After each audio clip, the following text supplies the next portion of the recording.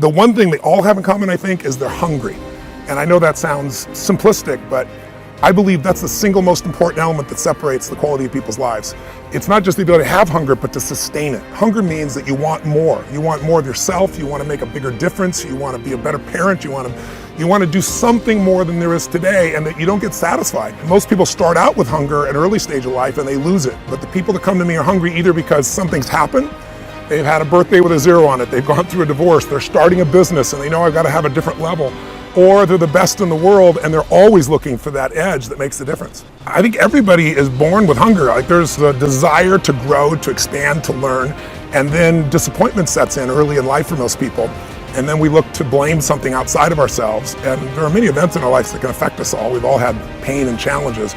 But I think if you can find within yourself the part of you that wants to constantly give something more than yourself, if you can find a mission larger than yourself, then you're more pulled to do something than trying to push yourself.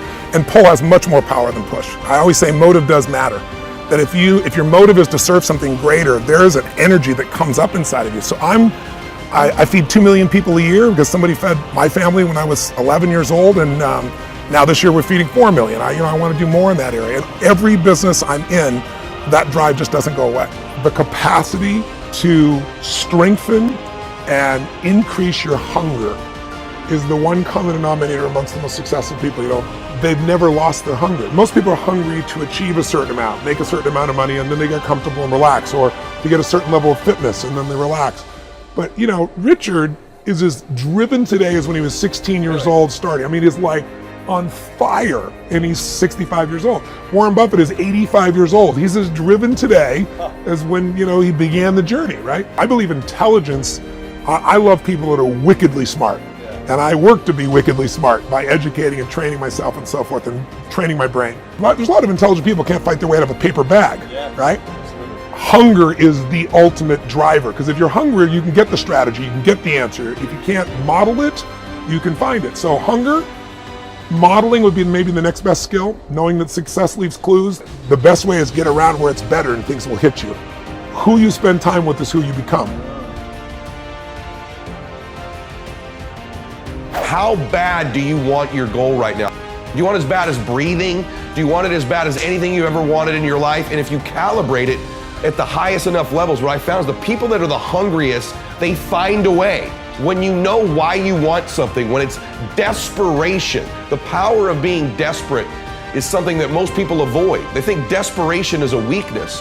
And I'm here to tell you, desperation is one of the most powerful emotions you could possibly possess, because when you're desperate, you find reserves and reservoirs of ideas, talents, and a strength that you don't know you have when you find yourself in a desperate situation. So ironically, the one thing most people avoid in their life, hunger, which is caused by being desperate. When you're starving, you become desperate. So the number one thing we need more than anything to win is hunger, which comes from a state of desperation. Yet we're constantly trying to comfort ourselves in the real world to avoid the state of being desperate. And I'm telling you that I think you need to embrace desperation again in your life. Like, do you want it so bad that you're desperate for it? See, in a fight, you show me two people. This is why it's so hard to repeat as a champion in the fighting game.